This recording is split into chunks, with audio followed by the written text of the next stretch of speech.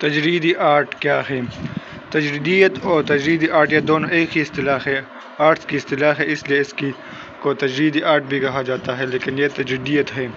انسانی وجود فطرت پر اضافہ ہے، اور اس اضافے کا دوسرا عنوان تجرید ہے۔ کوئی بھی تخلیقی عمل جو انسان کی معرفت وقوع پذیر ہو، تجرید سے ملوث ہوئے بغیر نہیں رہ سکتا۔ موسیقی کی اصوات، اعداد، الفاظ اور جیومیٹریکل اشکال بلحاظ نوعیت فطری نہیں بلکہ تجریدی حیثیت رکھتی ہیں۔ اس اعتبار سے تمام فنون کی اساس ہی تجریدیت پر قائم ہے۔ انسانی فن کا مجموعی علمی سرمایہ بہت کم فطری لیکن زیادہ تر تجریدی حیثیت رکھتا ہے۔ قبل تاریخ کے علاوہ تمام وحشی اور نیم متمدن اقوام کے فن کی نوعیت بھی تجریدی ہے، نہ کہ فطری۔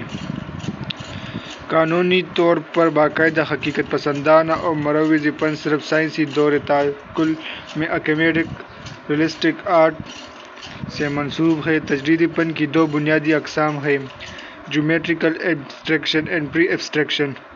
تجرید کی اصطلاح کو جوہری معنوں میں نفسی قوت اختصار سے بھی منسوب کیا گیا ہے، یعنی ہم فطری اشکال کو زیادہ سے زیادہ مختصر کرکے بیان کرتے ہیں ساختیات کی روح سے، تو وہ ریاضیاتی تجرید جیومیٹریکل ایبسٹریکشن میں بدل جاتی ہے۔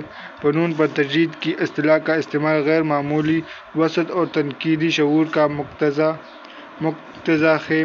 تجریدی اور فطری قوانین کے امتزاج کا مطالعہ جدید آگاہی کا اہم ترین کارنامہ ہے۔